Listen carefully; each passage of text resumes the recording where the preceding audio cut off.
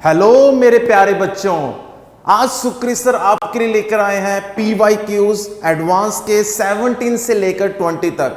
देखो बच्चों, अगर आप हाईएस्ट लेवल को देखेंगे तो आपको अपना ही जो टफ लेवल है वो इजी लगेगा। जी मेंस में बेस्ट स्कोर लाने के लिए जी एडवांस के हर एक क्वेश्चन को कहानी की फॉर्म में समझना बहुत ज्यादा जरूरी होता है। अगर आप भी टॉप पे पहुंचना चाहते हैं तो ऑब्वियसली हर एक PYQ एडवांस के क्वेश्चन को डिटेल में डिस्कस करना जरूरी है। तो बच्चों, मैं आज सबसे पहले तो 17, 18 और 19, 20 के 4 इयर्स के PYQs आपके साथ केमिकल काइनेटिक्स के डिस्कस करूंगा। तो आपने हर एक क्वेश्चन के हर एक कंसेप्ट को ध्यान से देखना है, सुनना है और समझना है। तो चलते हैं बच्चों क्वेश्चन नंबर 1 पे।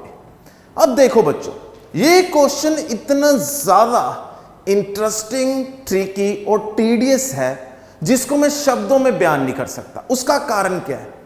इसके कुछ कंसेप्ट्स आपको +1 और +2 क्लास में नजर नहीं आएंगे।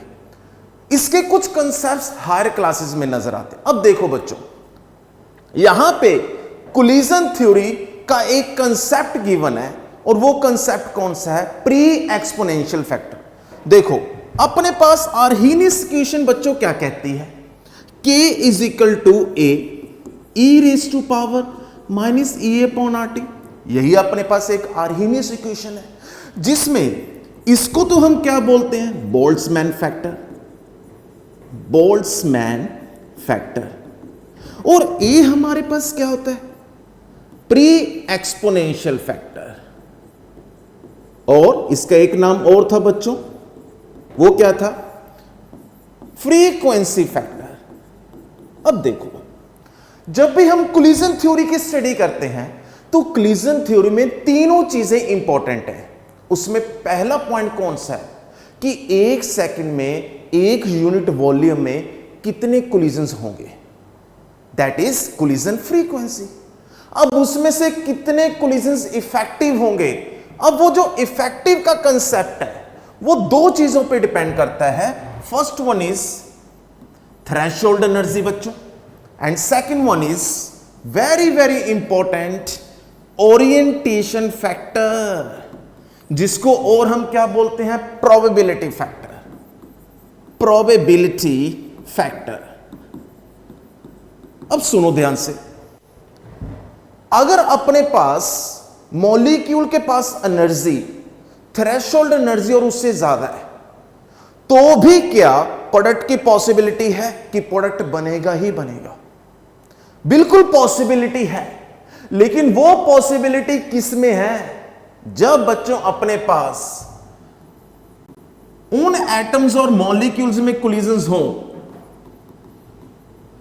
जिसमें ऑर्बिटल्स की ओवरलैपिंग ना हो। ऑर्बिटल्स की overlapping, point to be noted.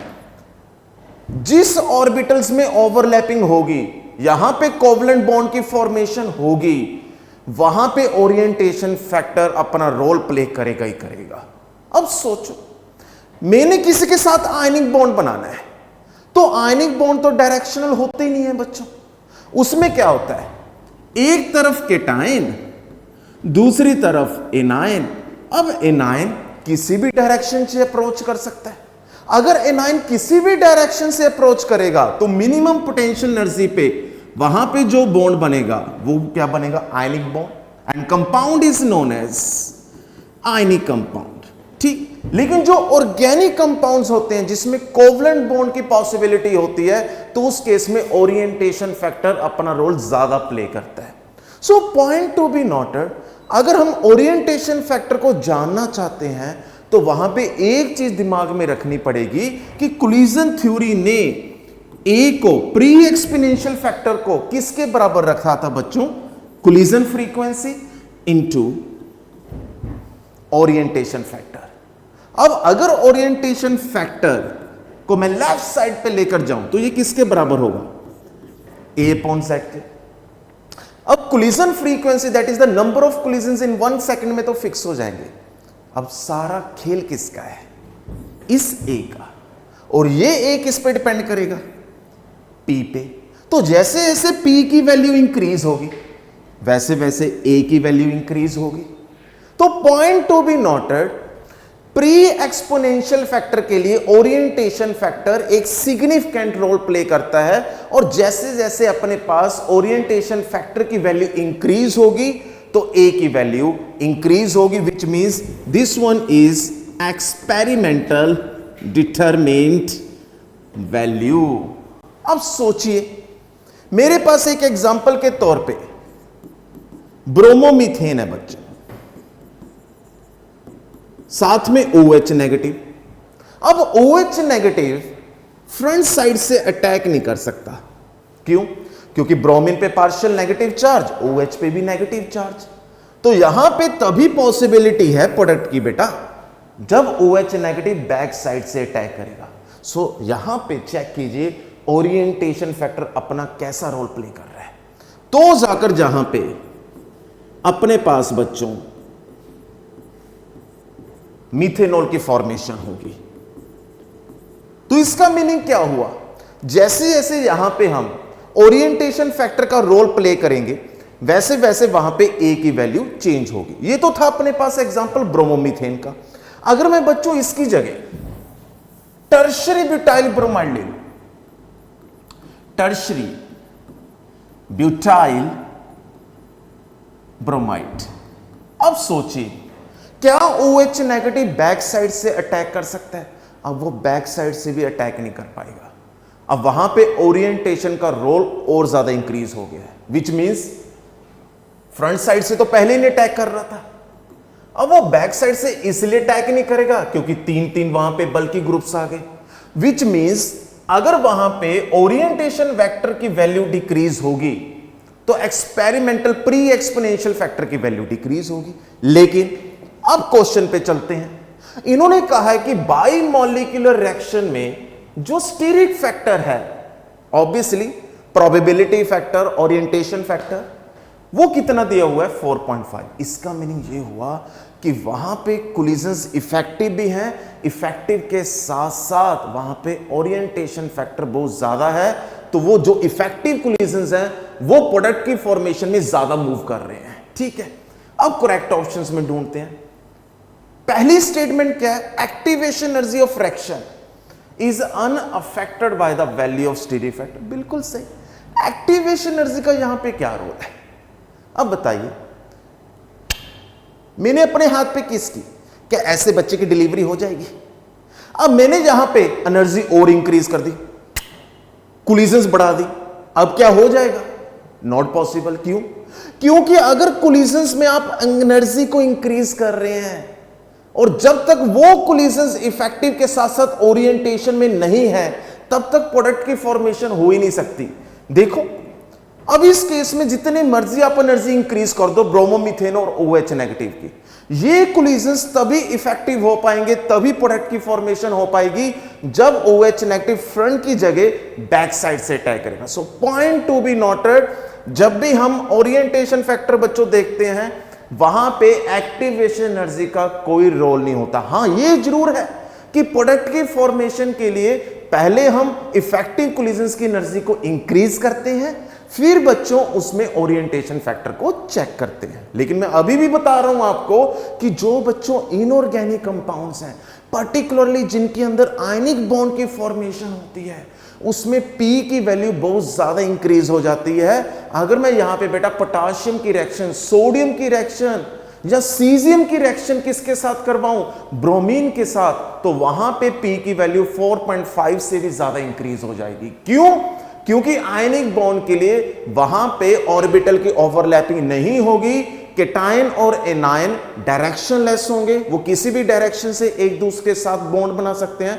तो इनऑर्गेनिक कंपाउंड्स के केस में P की वैल्यू ग्रेटर देन 1 होती है। लेकिन बच्चों ऑर्गेनिक कंपाउंड्स के केस में जब तक ऑर्बिटल्स की ओवरलैपिंग नहीं होगी तब तक बॉन्ड की फॉर्मेशन नहीं होगी, और जब तक बॉन्ड की फॉर्मेशन नहीं होगी तब तक प्रोडक्ट कैसे बनेगा? क्लियर बच्चों? तो उस केस में P की वैल्यू क्या हो जाएगी? Less than 1। अब बी ऑप्शन चेक कीजिए, experimental determined value of frequency factor is higher than predicted by Arrhenius equation. Obviously अब ये बिल्कुल सही है क्योंकि P इंक्रीज हो चुका है, P की वैल्यू 4.5। इफ P की वैल्यू बच्चों 4.5 है तो वहां पे ए की वैल्यू भी इंक्रीज होगी means experimental value now greater than theoretical value. तो बिल्कुल सही हो गया बच्चों, B is the right answer. C में चेक कीजिए, value of frequency factor predicted by Arrhenius equation is higher, ये इसके बिल्कुल ऑपोजिट है, ये तो गलत होगा। Last, since P is equal to 4.5 reaction will not proceed unless effective catalyst. यहां पे तो कैटलिस्ट की जरूरत ही नहीं है। पोटाशियम जब ब्रोमीन के साथ रिएक्ट करेगा, सीजियम ब्रोमीन के साथ रिएक्ट करेगा, metals are highly electropositive in nature, low ionisation energy, उन केसेस में वो क्या कहेंगे, अरे कैटलिस्ट की क्या जरूरत है, हम खुद चाहते हैं प्रोडक्ट बनाना, हम इलेक्ट्रॉन लूज कर रहे हैं, हैलोजेंस इलेक्ट्रॉन गेन कर रहे हैं, क्योंकि हैलोजेंस की इलेक्ट्रॉन एफिनिटी बहुत ज्यादा होती है। तो ऐसे केसेस में प्रोडक्ट की फॉर्मेशन के लिए कैटलिस्ट की जरूरत नहीं होती। सो दैट्स व्हाई ना तो यहां पे एक्टिवेशन एनर्जी की कोई जरूरत है, किसमें, स्टेबिलिटी फैक्टर में, ए ऑप्शन के अंदर, ना ही यहां पे हमें कैटलिस्ट ऐड करने की जरूरत है। So point to be noted. कितना इंटरेस्टिंग क्वेश्चन था बेटा। So finally B is the right answer. Next one, अब देखिए बच्चों क्वेश्चन नंबर सेकंड। अब क्वेश्चन नंबर सेकंड में एक एलिमेंट्री इक्वेशन दी हुई है, ए से 2b, 2b से c, और यहां पे इन्होंने बात किसकी की है, प्रेशर की, ठीक है, और 4 ग्राफ्स हैं। आप चेक कीजिए, अगर ये अपने पास फर्स्ट ऑर्डर है तो 1 से 2 ऑप्शंस तो ऐसे ही एलिमिनेट हो जाएंगी। कैसे, आपको मालूम है कि फर्स्ट ऑर्डर के केस में जो T हाफ होता है वो इंडिपेंडेंट अपॉन कंसंट्रेशन होता है। तो अगर 50% रिएक्शन कंप्लीट होने पे वो चीज इंडिपेंडेंट है, तो 33% के बेसिस पे भी वो इनिशियल कंसंट्रेशन की क्या होगी, इंडिपेंडेंट। क्योंकि फर्स्ट ऑर्डर के केस में चाहे आप 20% पे चेक कर लो, चाहे बच्चों 33% पे, चाहे 50% पे, वो इनिशियल कंसंट्रेशन पे टाइम डिपेंड करेगा ही नहीं। सो विच मींस T1/3 यहां पे पैरेलल टू एक्स एक्सिस आना चाहिए था, नेगेटिव स्लोप नहीं आनी चाहिए थी। सो B is the wrong answer. अब आगे चलते हैं, D में चेक कीजिए। अब D में चेक कीजिए, जो रेट कांस्टेंट है वो इनिशियल कंसंट्रेशन के इंडिपेंडेंट है। बिल्कुल सही, क्योंकि बच्चों जो रेट कांस्टेंट होता है वो टेम्परेचर पे डिपेंडेंट होता है, और टेम्परेचर इंक्रीज करने पे रेट कांस्टेंट की वैल्यू इंक्रीज होती है। सो D इज द इंक्रीज होती है, सॉरी इंडिपेंडेंट होता है। मैं दोबारा से, हां जी, बी ऑप्शन में चेक कीजिए, रेट कांस्टेंट इनिशियल कंसंट्रेशन के क्या दिया हुआ है, पैरेलल टू एक्स एक्सिस। तो रेट कांस्टेंट जो होता है बच्चों वो इनिशियल कंसंट्रेशन पे डिपेंडेंट नहीं होता है। तो ऐसे केसेस में rate constant independent upon concentration. अब हमने चेक करना है ए और सी, ठीक, ये मल्टीपल करेक्ट है बच्चों, ये क्वेश्चन अपने पास मल्टीपल करेक्ट। अब हमने चेक करना है ए और सी में। देखिए ए और सी के लिए डेरिवेशन पे जाना पड़ेगा बच्चों। ए से 2b plus C, initial pressure at T is equal to 0 P0, यहां पे आएगा 0 0। एट टाइम T पे यहां से let us consider P pressure reduce हो गया, इतना निकल चुका है, क्योंकि A B में भी कन्वर्ट हो रहा है, C में भी कन्वर्ट हो रहा है। तो यहां पे कितना बनेगा, 2 into P, यहां पे बच्चों स्मॉल p। तो total pressure at time T पे कितना होगा, P naught minus P plus 2P plus P, P से एक P cancel. So finally PT is equal to P naught plus 2P, यहां से स्मॉल p की वैल्यू आ जाएगी PT minus P naught upon 2। ठीक, अब अपने पास फर्स्ट ऑर्डर के केस में नेचुरल लॉ के टर्म्स में क्या फॉर्मूला होगा बच्चों, देखिए ln A is equal to minus KT plus ln A naught. ये फॉर्मूला हमने स्टडी किया इन टर्म्स ऑफ कंसंट्रेशन। तो इन टर्म्स ऑफ प्रेशर क्या होगा, यहां पे आएगा PT, क्योंकि एट टाइम T पे कितना प्रेशर होगा, is equal to minus KT plus ln P naught. अब PT this is P naught minus P, at time T पे कितना प्रेशर है, तो यहां पे हम ये वैल्यू पुट करेंगे, P naught minus P is equal to minus KT plus ln P naught. अब स्मॉल p की वैल्यू कितनी है अपने पास बच्चों, P T minus P naught upon 2, यहां पे पुट करें।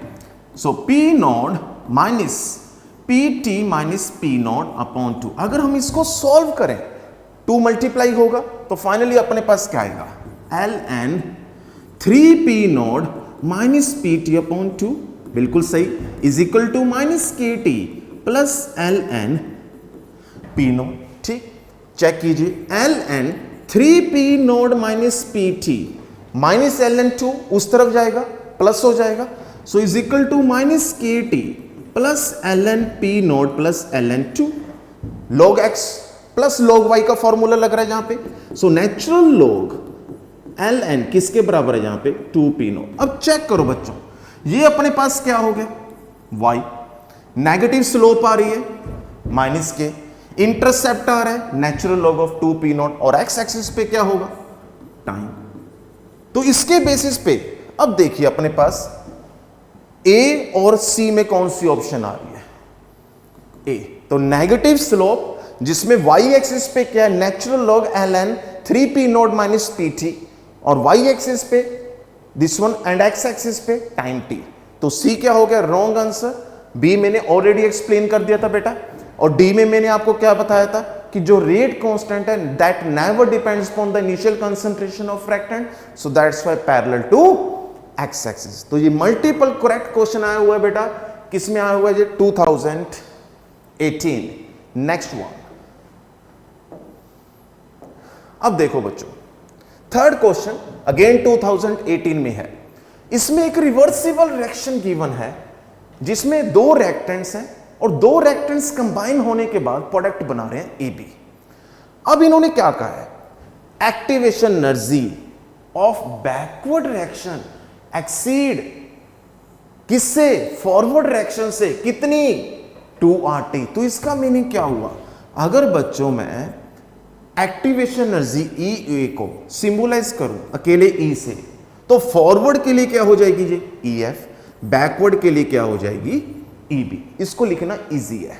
अब इसने बोला कि एक्टिवेशन एनर्जी बैकवर्ड की फॉरवर्ड से ज्यादा है, कितनी, 2RT। तो यहां पे हम क्या लिखेंगे बेटा, EB is equal to forward plus कितनी है, 2RT। इज दैट क्लियर बच्चों। अब इसको और कैसे लिख सकते हैं, EB minus EF is equal to 2RT। आगे चलते हैं बच्चों। If pre exponential factor that is A, capital A, first question में भी हमने डिस्कस किया है, forward reaction is 4 times that of reverse reaction. Reverse reaction means backward, means अगर अपने पास फॉरवर्ड 4 टाइम्स किससे ज्यादा है, बैकवर्ड से, तो ये हो गया एक अपने पास ये वाला कंसेप्ट हो गया, concept number 1। Concept number 2, absolute value of delta G not for reaction is, तो हमने डेल्टा जी नॉट की वैल्यू को फाइंड आउट करना है। वाओ, मींस केमिकल किनेटिक्स के अंदर थर्मोडायनामिक का कंसेप्ट, 2 चैप्टर्स का मेल, किसका, थर्मोडायनामिक्स एंड केमिकल किनेटिक्स, और इसके अंदर मैं एक चीज और लेकर आऊंगा, ध्यान से देखना, इक्विलिब्रियम। देखो अब अपने को मालूम है, if we consider K is equilibrium constant, ठीक है। अब उस केस में बच्चों जो K होता है that is the equilibrium constant, एक तो वो होता है राइट हैंड साइड की concentration upon left hand side की concentration raise to the power stoichiometric coefficient. लेकिन ये फॉर्मूला कैसे आया था बच्चों, जब अपने पास कैपिटल K किसके बराबर था, rate of forward upon rate of backward. ये फर्दर इसके बराबर था बेटा, means concentration of product upon concentration of reactant. अब हमने फाइंड आउट क्या करना है, डेल्टा जी नोट। अब delta G note in terms of natural law के बराबर कैसे होगा, माइनस RT ln K। नहीं तो हम इसमें क्या लिखते हैं, माइनस 2.303 RT log K। अब K किसके बराबर है, देखो यहां पे minus RT ln KF upon KB, यही अपने पास बेटा। आगे चलते हैं। अब देखो आर्हेनियस इक्वेशन के अकॉर्डिंगली के किसके बराबर है, again rate constant A raise to power minus E A upon R T, E को हमने ए माना है, तो फॉरवर्ड के लिए बच्चों के एफ किसके बराबर होगा, A F E raise to power minus E upon R T, यहां पे ई एफ आ जाएगा, और K B A B E raise to power minus E B upon R T. Equation number 1, equation number 2 check करो, हमने किसकी value यहां पे फाइंड आउट करनी है, के एफ अपॉन के बी की, तभी अपने पास किसकी वैल्यू आएगी, डेल्टा जी नोट की। तो के एफ अपॉन के बी के लिए क्या करेंगे, डिवाइड करेंगे फर्स्ट को किससे बच्चों, सेकंड से। So K F upon K B is equal to A F upon A B E raise to power minus E F upon R T upon E raise to power minus A B upon R T. ये तो ऊपर जाएगा बेटा, A F upon A B कितना दिया हुआ है check करो, A F upon A B अपने पास है 4, ठीक बच्चों, यहां पे पुट करेंगे, so 4 into E raise to power minus E F plus E B, R T आ गया कॉमन 1 अपॉन आर टी की फॉर्म में, ठीक। अब E B minus E F कितना है ये भी चेक कर लो, E B minus E F 2 R T के बराबर, चलो जी पुट करते हैं, so 4 into E raise to power 2 R T upon R T, ये हो गया cancel. So finally K F upon K B that is the ratio of forward upon backward का जो रेट है वो किसके बराबर आ रहा है, 4 into E raise to power 2। अब ये वैल्यू हम यहां पे पुट करेंगे, तो finally delta G naught is equal to minus R T L N 4 into E दी 2, ये फॉर्मूला लगेगा नेचुरल लॉग एक्स वाई का। So minus R T L N 4 plus L N E raise to power 2 आगे आएगा, और natural log of ई क्या होता है 1। सो माइनस देखिए आर टी की भी वैल्यू यहां पे गिवन है स्टेटमेंट में, ये वाली बेटा देखिए 2500 जाउल्स पर मोल, ठीक। और नेचुरल लॉग 2 की वैल्यू यहां पे हमने कितनी लेनी है, गिवन है बेटा, जो गिवन है हमें एज इट इज लेना पड़ेगा 0.7, तो अपने पास ये हो गया 2500 natural log 4 2 raise to power 2 आगे आएगा, और 0.7 into 2 1.4 plus 2 natural log E 1 हो गया, तो ये फाइनली कितना आया बेटा 2500 इंटू 3.4। अगर आप इसको मल्टीप्लाई करेंगे, पहले तो ये कैंसिल हो गया 0, अगर आप 250 को 34 से मल्टीप्लाई करेंगे तो -8500 जाउल्स पर मोल। सो फाइनली अपने पास यहां पे आंसर आएगा बच्चों -8500 जाउल पर मोल। क्लियर है बेटा थर्ड क्वेश्चन। तो थर्ड क्वेश्चन में 3 कंसेप्ट्स यूज हो रहे हैं, केमिकल किनेटिक्स, थर्मोडायनामिक्स। थर्मोडायनामिक्स के अंदर इक्विलिब्रियम कांस्टेंट, क्योंकि जब तक हमें इक्विलिब्रियम कांस्टेंट का ये कंसेप्ट क्लियर नहीं होगा, ये वाला बेटा दिस वन, कि जो अपने पास इक्विलिब्रियम कांस्टेंट है that is the ratio of forward and backward, तब तक हम ये कंसेप्ट में पहुंच ही नहीं पाएंगे, क्योंकि जब तक के एफ और के बी का कंसेप्ट नहीं क्लियर होगा तब तक हम के एफ और के बी की फॉर्म में आर्हीनियस इक्वेशन की वैल्यूज को पुट नहीं कर पाएंगे। Is that clear? तो अपने पास ये था अपने पास थर्ड क्वेश्चन बच्चों। आगे ये है क्वेश्चन नंबर 4 2019।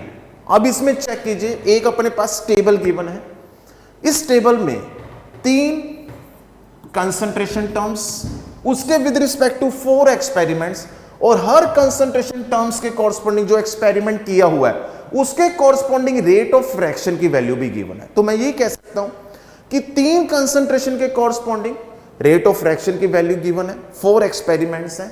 अब इस नॉलेज के बेसिस पे जो ये वैल्यूज गिवन है यहां पे क्या फाइंड आउट करना है वो देखते हैं।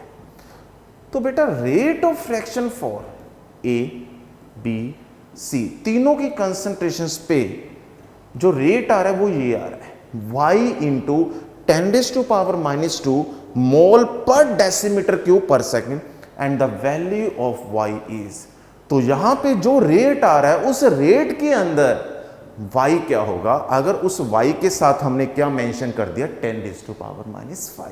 देखो अब कंसंट्रेशन टर्म्स तो यहां पे भी गिवन है, कंसंट्रेशन टर्म्स यहां पे भी है, तो फिर इनका मीनिंग क्या है बेटा? इनकी हेल्प से हम ऑर्डर फाइंड आउट करेंगे with respect to A, with respect to B and with respect to C. क्यों? क्योंकि इस क्वेश्चन के अंदर with respect to A B C तीनों रिएक्टेंट्स के ऑर्डर नहीं मेंशन। तो सबसे पहले हमें 4 एक्सपेरिमेंट्स के बेसिस पे ऑर्डर फाइंड आउट करना पड़ेगा। तो उसके लिए हम क्या कंसेप्ट लगाते हैं बच्चों? Rate is equal to K A की पावर अल्फा, बी की पावर बीटा, सी की पावर गामा। ठीक है, पहले हम alpha beta gamma find out करेंगे, फिर उसके बाद के की वैल्यू फाइंड आउट करेंगे, फिर रेट आएगा। अब देखो, अगर मैं सबसे पहले अल्फा की वैल्यू फाइंड आउट करनी हो तो कैसे फाइंड आउट करेंगे? देखो, बी और सी कैंसिल होना चाहिए। बी और सी कैसे कैंसिल होगा? जब इनकी वैल्यू सेम नजर आएंगी। तो फर्स्ट और फोर्थ के केस में आप चेक करो, बी की कंसंट्रेशन भी सेम है और सी की कंसंट्रेशन भी सेम है। तो अगर मैं फोर्थ को फर्स्ट से डिवाइड करवाऊं तो बच्चों अपने पास क्या आएगा? 0.3 डिवाइड बाय 0.2 की पावर अल्फा और इज इक्वल टू 9 इंटू 10⁻⁻5 ऊपर आएगा, 6 इंटू 10⁻⁻5 नीचे आएगा। 9 इंटू 10⁻⁻5 अपॉन 6 इंटू 10⁻⁻5 ये कैंसिल हो रहा है। ये कितने पे जा रहा है? 2। ये 3 पॉइंट से पॉइंट कैंसिल। सो 3/2 की पावर अल्फा, 3/2 की power 1। So alpha is equal to 1। So with respect to A order क्या आ गया बच्चों? 1। अब हम फाइंड आउट करने की कोशिश करेंगे क्या बच्चों? बीटा। तो बीटा के लिए क्या करें? ए और सी को कैंसिल करने की कोशिश करते हैं। ए और सी कैसे कैंसिल होगा चेक करो। अगर बच्चों हम सेकंड और फर्स्ट इन दोनों को आपस में डिवाइड करवाएं तो अपने पास बी का ऑर्डर आ सकता है। मींस अगर बच्चों इक्वेशन 2 को डिवाइड करवाएं 1 से तो चेक कीजिए अपने पास ऊपर 0.2 नीचे 0.1, ऊपर 0.2 नीचे 0.1 इसकी power beta is equal to, हाँ जी, इसके कॉरस्पॉन्डिंग ऊपर वैल्यू 6 इंटू 10⁻⁻5, नीचे भी वैल्यू 6 इंटू 10⁻⁻5 सेम आ रही है बेटा। So 6 into 10⁻⁻5 upon 6 into 10⁻⁻5 cancel हो रहा है। So finally 2 raise to power beta is equal to 1, 1 means 2 raise to power 0। तो बच्चों बीटा की यहां पे वैल्यू कितनी आ रही है? 0। So with respect to B order क्या हो रहा है? 0।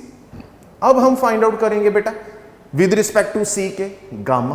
तो गामा के लिए अब क्या करें चेक करो। तो गामा के लिए अब आगे बढ़ते हैं, इसको इरेज करो। तो गामा के लिए अब हम क्या करते हैं? हां, third equation and first equation check करो। जैसे मैं थर्ड को फर्स्ट से डिवाइड करवाऊंगा, ए की वैल्यूज कैंसिल, बी की वैल्यूज कैंसिल, ऊपर आएगा 0.2 नीचे आएगा 0.1। चेक करो, ये वैल्यूज पुट करूंगा बेटा मैं, हाँ जी। तो यहां पे अपने पास 0.2 अपॉन 0.1 इसकी पावर गामा, ऊपर आएगा 12 इंटू 10⁻⁻5 नीचे आएगा 6 इंटू 10⁻⁻5। तो ये आ गया बच्चों 2 raise to power gamma is equal to 2 raise to power 1 means gamma is equal to 1। So with respect to C order क्या आ रहा है? 1। So finally rate is equal to K A की पावर 1, बी की power 0, C की power 1। ठीक, अब किसी भी एक एक्सपेरिमेंट से हम रेट ए, बी और सी की वैल्यूज को पुट करके के की वैल्यू फाइंड आउट कर लेंगे। तो क्यों ना हम फर्स्ट को ही कंसीडर कर लें बच्चों। तो फर्स्ट के केस में अपने पास रेट क्या गिवन है? 6 इंटू 10⁻⁻5 इज इक्वल टू के। बच्चों ए की वैल्यू 0.2 की पावर 1, बी की वैल्यू 0.1 इसकी पावर 0, फिर सी की वैल्यू 0.1 इसकी पावर 1।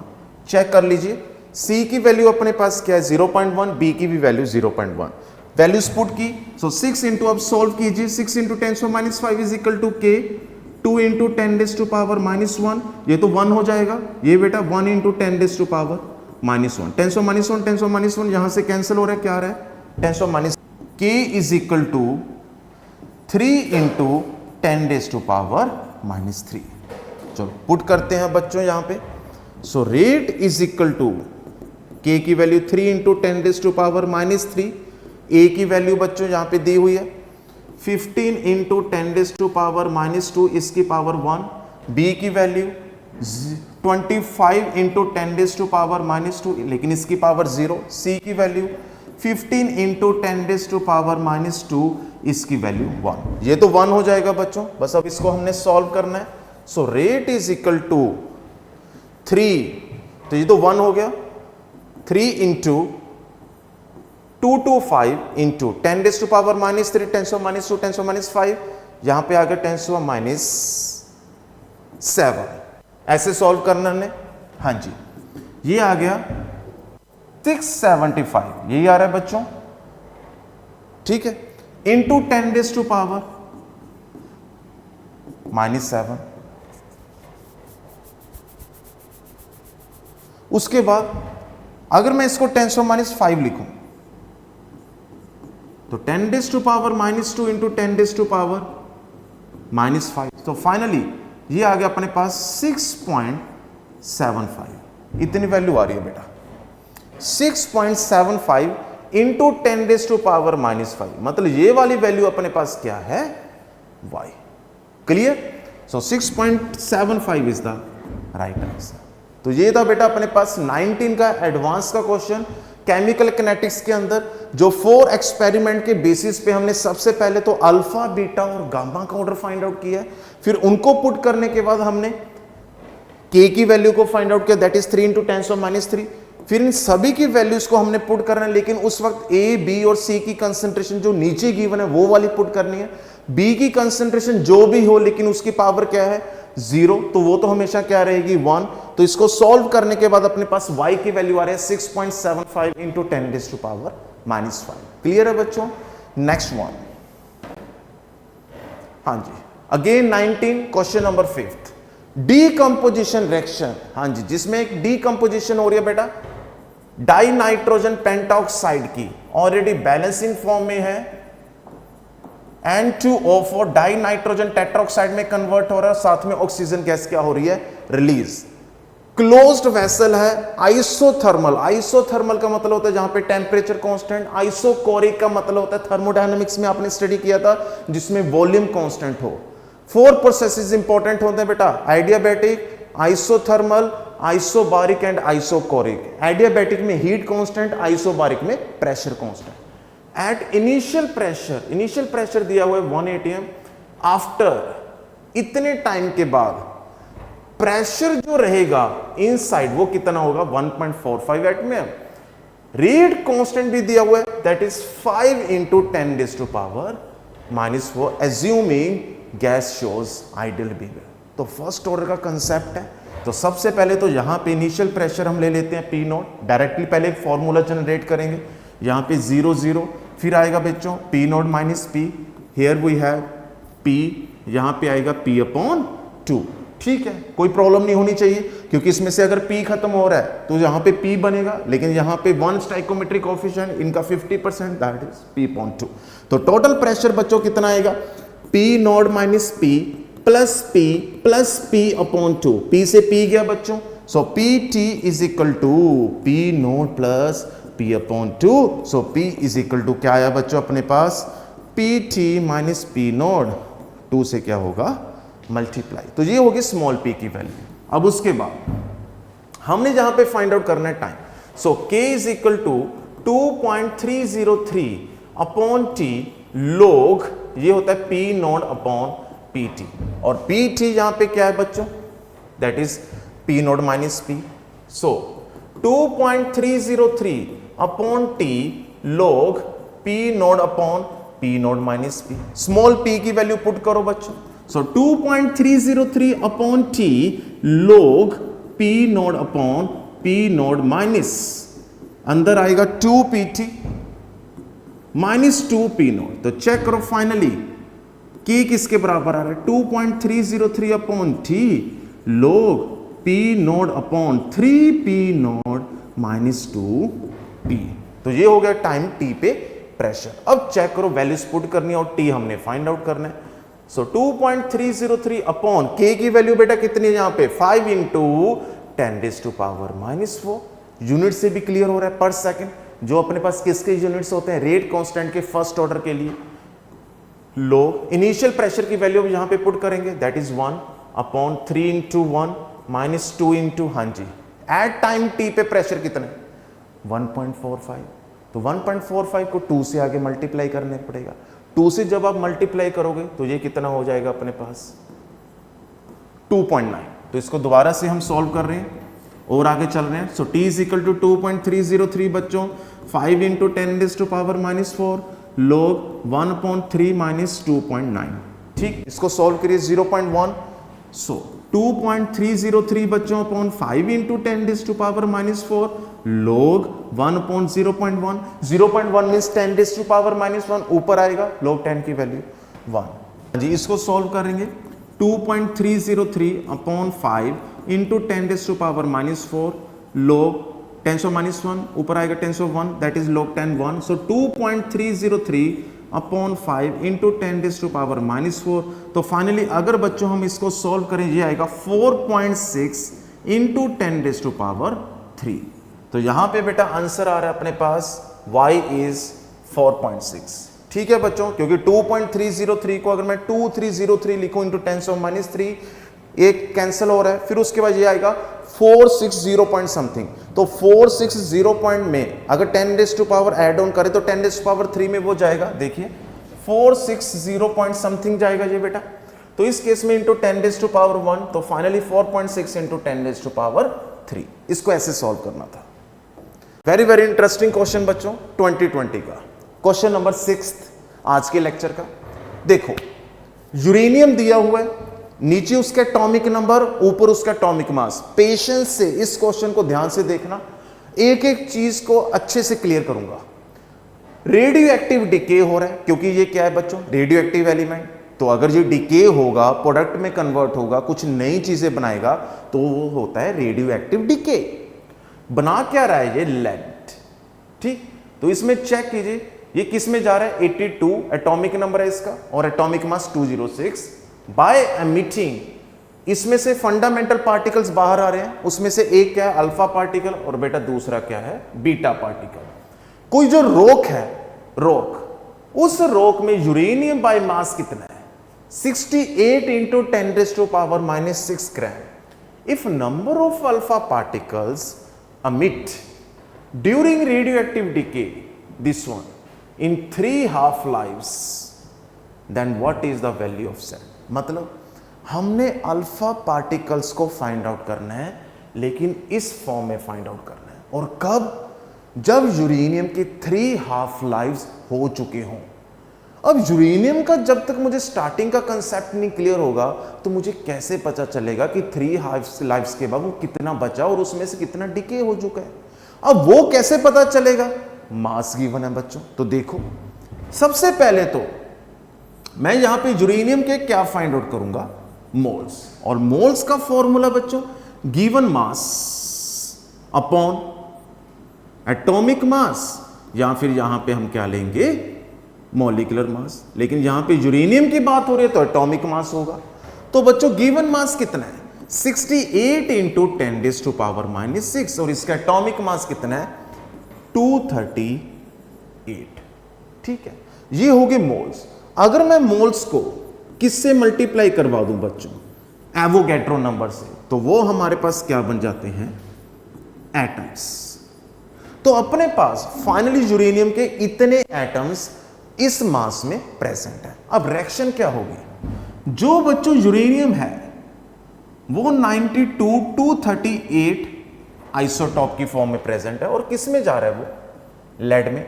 और लेड के अंदर अपने पास एटॉमिक नंबर 82, एटॉमिक मास 206। अब सोचो जो बीटा पार्टिकल्स होते हैं नथिंग बट इलेक्ट्रॉन्स, जिनका हम मास कंसीडर नहीं करते। लेकिन जो अल्फा पार्टिकल होता है that is nothing but A helium particle. एक हीलियम पार्टिकल का जो मास होता है वो कितना होता है 4। अब पहले तो आप चेक करो, यहां पे मास 238, यहां पे बच्चों 206, तो इसका डिफरेंस क्या हो गया 32। तो इसका डिफरेंस 32। अब बताइए एक अल्फा पार्टिकल में 4, तो टोटल कितने अल्फा पार्टिकल यहां से निकल रहे हैं? 8 अल्फा पार्टिकल्स, 8 अल्फा पार्टिकल्स। ठीक है, अब जो स्टार्टिंग का मास है मैं इसको क्या कंसीडर करके चल रहा हूं? x। फर्स्ट हाफ लाइफ में ये कितना बच जाएगा? कितनी अमाउंट इसकी बचेगी? 50%, x/2।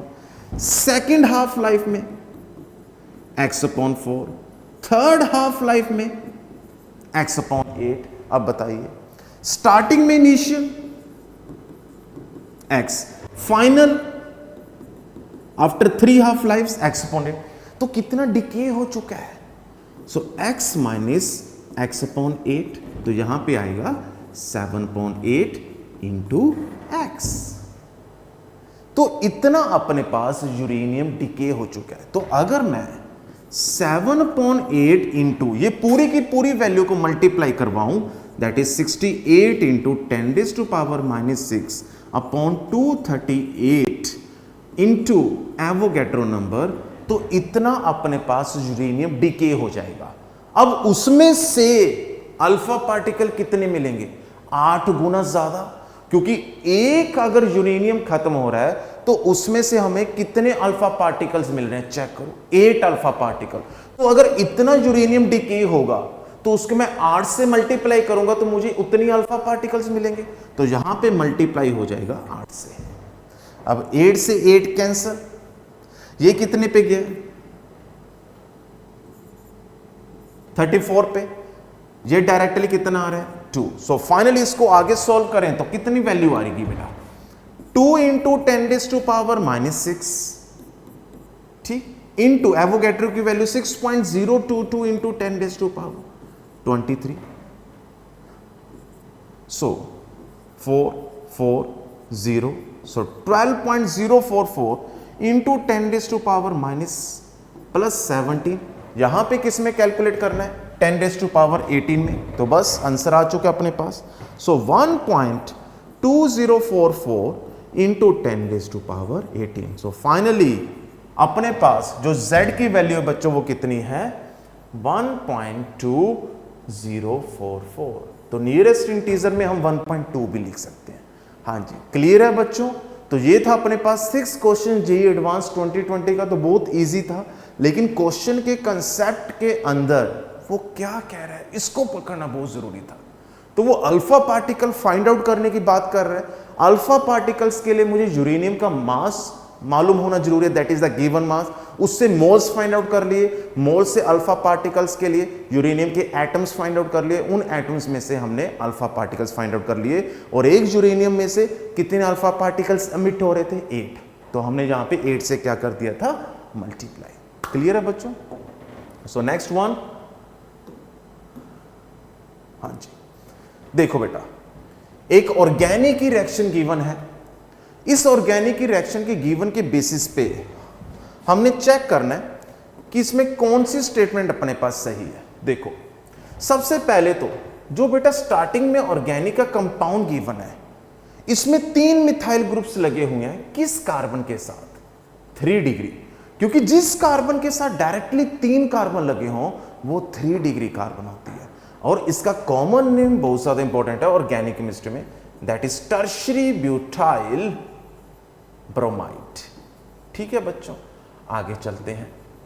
अब अगर ये हाईली बल्कियल सबस्ट्रेट है तो यहां पे OH नेगेटिव डायरेक्टली अटैक नहीं कर पाएगा, mean simultaneously breaking of old bond and making of new bond possible नहीं है।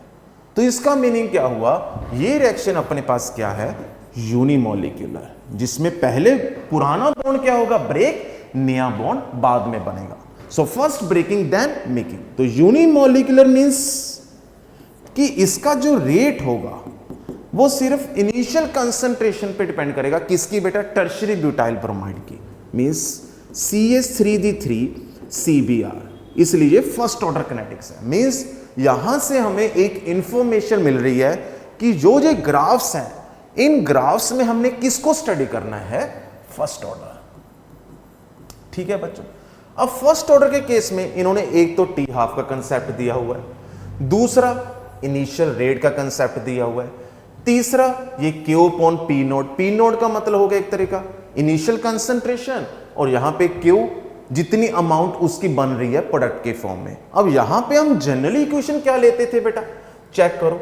जनरली हम लेते थे यहां पे ln A is equal to minus KT plus ln A naught, यही तो लिखते थे नेचुरल लॉ की इक्वेशन। अब इस केस में ln A upon A naught is equal to minus KT, means KT is equal to ln A naught upon A, ये equation बन गई। अब इसके बेसिस पे चेक करो क्या कोई ग्राफ इससे मैच कर रहा है। अगर मैं इसको y मान रहा हूं बेटा, ये हो गया x, तो इसकी स्लोप क्या होगी यहां पे, positive, that is plus k। तो चेक करो, अब A नोट का मतलब यहां पे क्या है, that is P note. A का मतलब एट टाइम t पे कितनी कंसंट्रेशन उसकी लेफ्ट हो गई, बाकी तो खत्म हो गई, दैट वन इज P।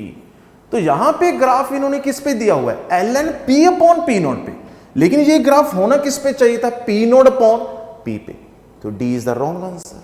आगे चलते हैं, अब ये चेक करते हैं क्या ये ग्राफ सही है। देखो अगर मैं यहां पे इसको आगे इलेबोरेट करूं तो A upon A naught is equal to e raise to power minus KT। अब A का मीनिंग क्या है, लेफ्ट अमाउंट। अगर मैं A नोड को A मान लूं तो A को क्या मानूंगा, A माइनस एक्स, क्योंकि A माइनस एक्स का मतलब क्या हुआ, कितनी अमाउंट लेफ्ट है एट टाइम T पे। X मीन्स जो अमाउंट खत्म हो चुके हैं, जो अमाउंट खत्म होगी वो प्रोडक्ट की फॉर्म में नजर आएगी। तो यहां पे Q का मीनिंग क्या है बच्चों, X। अब आगे देखते हैं। So A minus x upon A is equal to e raise to power minus KT। So 1 minus x upon A is equal to e raise to power minus KT। यहां पे अपने पास फाइनली क्या आ रहा है, x upon A is equal to 1 minus e raise to power minus KT। अब सोचिए अगर मैं इस वैल्यू को जीरो लेना हो, e raise to power minus KT को, तो ये जीरो कब होगा, when time approaches to infinity. अब सोचो जब टाइम अप्रोचेस टू इंफिनिटी, क्या उस वक्त x अपॉन A की वैल्यू जीरो होगी, no. When time approaches to infinity, उस वक्त x अपॉन A की वैल्यू कांस्टेंट हो जाएगी। ये तो कॉन्टिन्यूसली इंक्रीज हो रही है, तो एक्सपोनेंशियली ये ग्राफ कैसे आना चाहिए था, ऐसे, क्योंकि एक टाइम पे जाकर वो वैल्यू क्या हो जाएगी, कांस्टेंट। तो ये भी ग्राफ क्या हो गया बच्चों, गलत हो गया। सो C भी नहीं होगा और D भी नहीं होगा। अब सोचो B पे, इन्होंने बोला जो अपने पास इनिशियल रेट होगा वो कंसंट्रेशन पे डिपेंड करेगा। बिल्कुल बेटा, जो जीरो ऑर्डर होता है उस केस में रेट कंसंट्रेशन के इंडिपेंडेंट हो जाता है, क्योंकि अल्फा की वैल्यू वहां पे क्या हो जाती है, जीरो, लेकिन यहां पे तो फर्स्ट ऑर्डर है। So when alpha is equal to 1, A is the initial concentration, तो रेट किसके डायरेक्टली प्रोपोर्शनल होगा, इनिशियल कंसंट्रेशन के, लेकिन यहां पे तो parallel to x axis which means independent. तो B भी क्या हो गया, रॉन्ग। अगर हम इसका T हाफ फाइंड आउट करें तो T हाफ क्या होगा बच्चों, इसका भी हमने कंसेप्ट स्टडी किया हुआ है। देखो, so log A is equal to minus KT plus log A naught. यहां पे अपने पास एक फॉर्मूला आता था KT is equal to 2.303 log A naught upon A। अब A क्या होगा बच्चों, हाफ लाइफ पे A naught upon 2, A naught से A नॉट कैंसल, 2 ऊपर आएगा। So finally T half is equal to 2.303 upon K log 2। ये वैल्यू सॉल्व करने के बाद बच्चों कितनी आती थी अपने पास, 0.693 अपॉन K। तो चेक कीजिए फर्स्ट ऑर्डर के केस में T half no depends upon concentration means independent, so that's why parallel to x axis. तो इस क्वेश्चन में अपने पास राइट ऑप्शन क्या आ रही है, ए। क्लियर स्टूडेंट्स, हाँ जी। सो आज हमने लास्ट 4 इयर्स के 17, 18, 19 और 20 के PYQs डिस्कस किए थे, जिसमें से पहला क्वेश्चन बच्चों हमने कौन सा डिस्कस किया है, चेक कीजिए। सबसे पहला क्वेश्चन हमने डिस्कस किया प्री एक्सपोनेंशियल फैक्टर पे। प्री एक्सपोनेंशियल फैक्टर में हमने कंसेप्ट स्टडी किया एक्सपेरिमेंटल एंड थ्योरेटिकल, और प्री एक्सपोनेंशियल में मैंने एक बहुत ही अच्छा इंटरेस्टिंग कंसेप्ट बताया जो शायद आपको कहीं और नजर ना आए, इनऑर्गेनिक और ऑर्गेनिक का। इनऑर्गेनिक में मेटल और नॉन मेटल्स के बीच में आयनिक बॉन्ड फॉर्मेशन की टेंडेंसी सबसे ज्यादा होती है और वो डायरेक्शन लेस होते हैं, जिस कारण उसका जो प्री एक्सपोनेंशियल फैक्टर में पी फैक्टर होता है that is the orientation factor, वो बहुत ज्यादा होता है। जितना ओरिएंटेशन फैक्टर बढ़ेगा एक्सपेरिमेंटल वैल्यू बढ़ेगी और थ्योरेटिकल वैल्यू उतनी रहेगी। सो धीरे धीरे एक्सपेरिमेंटल वैल्यू थ्योरेटिकल वैल्यू से क्या आ जाएगी, ज्यादा। फिर अपने पास नेक्स्ट क्वेश्चन किस पे बेस्ड था बच्चों, ग्राफ पे, और 4 ग्राफ्स हैं। हमने यहाँ पे एग्जामिन करना था कि कौन सा ग्राफ सही है। इसमें ए और डी सही आ रहा था on the basis of first order. इसमें भी हमने एक डेरिवेशन की जिसमें हमने वाई एक्सिस पे किसकी स्टडी की, natural log 3 P naught minus P T, और उसके कॉरस्पॉन्डिंग जो रेट कांस्टेंट है, जो रेट कांस्टेंट होता है वो कभी भी कंसंट्रेशन पे डिपेंड नहीं करता है। अगर यहाँ पे 0 ऑर्डर भी होता तो भी बच्चों यहाँ पे rate constant again parallel to क्या होता है, एक्स एक्सिस ग्राफ, मतलब डी तो आता ही आता। ठीक है बच्चों। फिर उसके बाद अपने पास मूव ऑन किए थे हम थर्ड क्वेश्चन पे। थर्ड क्वेश्चन में हमने आर्हीनियस इक्वेशन के बेसिस पे इसको एग्जामिन किया था, जिसमें हमने 3 कंसेप्ट्स पैरेलल डिस्कस किए, केमिकल किनेटिक्स की आर्हीनियस इक्वेशन, इक्विलिब्रियम का इक्विलिब्रियम कांस्टेंट, और थर्मोडायनामिक्स की standard Gibbs free energy. Standard Gibbs free energy किसके बराबर होते हैं, -2.303 आरटी लॉग के। 2.303 लॉग को हमने यहाँ पे क्या लिया, नेचुरल लॉग ऑफ के। फिर हमने के को स्टडी किया इन टर्म्स ऑफ के एफ अपॉन के बी। दोनों की आर्हीनियस इक्वेशन पे वैल्यूज हमने फाइंड आउट की, उनको पुट किया, और फाइनली अपने पास क्या आंसर आया, -8500। फिर आगे मूव ऑन किए, यहां पे हमने रेट फाइंड आउट किया। उसके लिए पहले हमने with respect to A B and C order of fraction find out किया, फिर के की वैल्यू फाइंड आउट की, फिर जो नीचे वैल्यूज गिवन थी उनको पुट करने के बाद फिर हमने रेट को फाइंड आउट किया। ठीक बच्चों। फिर हम पहुंचे, हाँ जी, फिर हम पहुंचे फोर्थ क्वेश्चन पे बच्चों। देखो फिफ्थ क्वेश्चन पे, फिफ्थ क्वेश्चन के केस में हमने स्टडी किया। सबसे पहले तो इस इक्वेशन की हेल्प से हमने फर्स्ट ऑर्डर का एक फॉर्मूला जनरेट किया। फिर उस फॉर्मूले के अंदर हमने फाइनली टी को फाइंड आउट किया, लेकिन टी के लिए 10⁻³ एज इट इज रखना था, वाई हमने फाइंड आउट करना था। इस डेरिवेशन में हमने इनिशियल प्रेशर की वैल्यू 180 पुट की, और एट टाइम टी पे वैल्यू कितनी है, 1.45 पुट करने के बाद यहाँ पे कैलकुलेशंस करने के बाद फाइनली वाई की वैल्यू कितनी आई, 4.6। हाँ जी। देन ये क्वेश्चन रेडियो एक्टिव पे था बेटा, जिसमें हमने अल्फा पार्टिकल की सबसे पहले स्टडी की, क्योंकि अल्फा पार्टिकल अगर हमें नहीं मालूम होंगे कि अल्फा पार्टिकल का कितना मास प्रेजेंट होता है, वो कौन से एलिमेंट को मैच करता है, तो हमारा ये आंसर ना सही हो पाता, हम इसका सोल्यूशन डिस्कस ही ना कर पाते। तो alpha particle is nothing but A helium. तो हीलियम का मास होता है एटॉमिक मास दैट इज 4। तो उसके बेसिस पे अपने पास 8 अल्फा पार्टिकल्स बाहर निकल रहे हैं, लेकिन हम अपने पास स्टार्टिंग में जो मास दिया हुआ उसके बेसिस पे हमने यूरेनियम का 3 हाफ लाइफ्स ये फाइंड आउट कर ले कि कितना डिके हो रहा है, क्योंकि जितना डिके होगा उतनी अल्फा पार्टिकल्स बाहर निकलेंगे। ठीक है बच्चों। फिर उसके बाद लास्ट क्वेश्चन, ऑर्गेनिक को फिजिकल के साथ कोरिलेट करके बताया था। ऑर्गेनिक में जो ये कंपाउंड गिवन है इसमें कभी भी SN2 नहीं हो सकती, क्यों, जितनी बल्कीनेस इंक्रीज होगी बायोमोलिकुलर की जो SN2 सब्स्टिट्यूशन है वो डिक्रीज होती है, और SN1 का जो रेट होता है वो इंक्रीज होता है। तो इस केस में SN1 होगा that is unimolecular. Unimolecular means first order. तो फर्स्ट ऑर्डर में हमने सबसे पहले फॉर्मूला लगाया, और वो फॉर्मूला हमने पहले तो नेचुरल लॉ के फॉर्म में स्टडी किया, फिर एक्सपोनेंशियल के फॉर्म में स्टडी किया, फिर हमने ग्राफ की स्टडी की। क्लियर है बच्चों। तो ऐसे ही हमने आज 2020 के क्वेश्चंस, 2019 के क्वेश्चंस, 2018 और 2017 के क्वेश्चंस को कंप्लीट किया है। नेक्स्ट पार्ट 2 में 21, 22, 23 और 24 इस साल के जो 24 के क्वेश्चन है केमिकल किनेटिक्स के, वो भी हम डिटेल में डिस्कस करेंगे। ठीक है बच्चों। सो बने रहें, be positive, be optimistic, do hard work with me. तो हमने एडवांस को टच भी करना है, एडवांस को देखना भी है, फोड़ना भी है, सो दैट अपना बेस्ट रैंक भी लेकर आना है। तब तक के लिए नेक्स्ट वीडियो तक फिर मिलेंगे, तब तक के लिए खुश रहना, मुस्कुराते रहना। जय हिंद।